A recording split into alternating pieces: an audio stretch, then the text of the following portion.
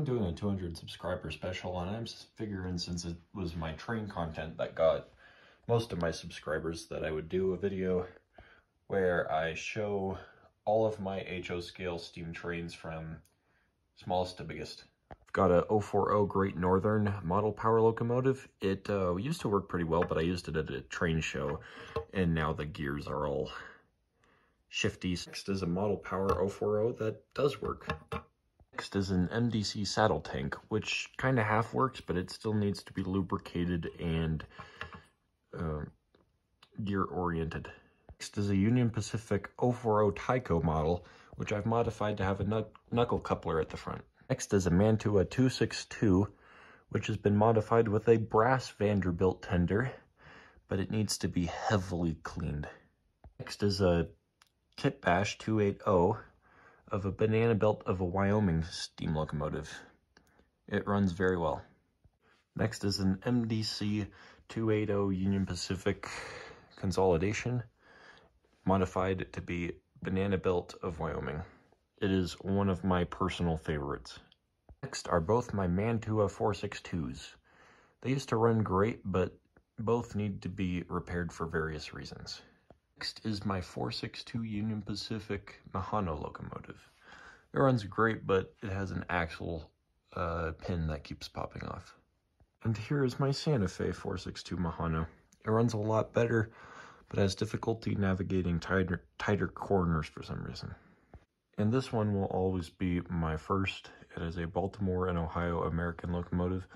I have a Jupiter variant of this, but wasn't able to find it. Next is a German BR24260. It is also a favorite of mine, as I got it in Europe. Next is an IHC Mahano 262 for Northern Pacific. Not much to say, but it runs brilliantly. Next is an IHC consolidation with a custom brass funnel that I did not make. Next, I have a Hornby J15 locomotive, and it has more detail than Bachmann could ever dream of. Next up, we have a Bachmann 260 with sounds. This is a 3-truck Shay. It doesn't work, but I know what is wrong with it. It just needs spare parts. Next up is a 060 Bachmann switcher with a Vanderbilt tender. It runs really well, with smoke. Next up is my 280 Bachmann consolidation. It's a little tacky because it has Durango and Silver Tin livery, but it's too big to be one of those. Next up is my Frisco Mikado. I love how this model looks, but it is terrible around corners. Next up is my Bachmann Daylight locomotive. It's pretty beautiful, but it's way too underdeveloped for it to run on a layout.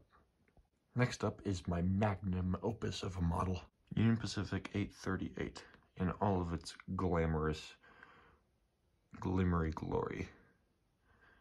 It does not navigate less than 18-degree radius curves, sadly, so it cannot run completely around my layout.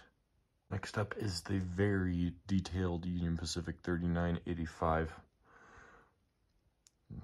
It can navigate really tight corners, but shouldn't be put on curves less than 16 1/4 radius curves. It is just so beautiful when it's running. Lastly is a very stunning Edward, which I would not really recommend for people with a lot of switches on their layout, because the pickups are terrible. Thank you for the past year. 200 subscribers is really great.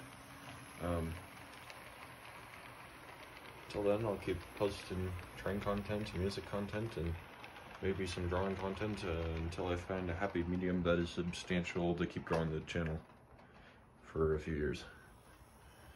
Thank you for 200 subscribers.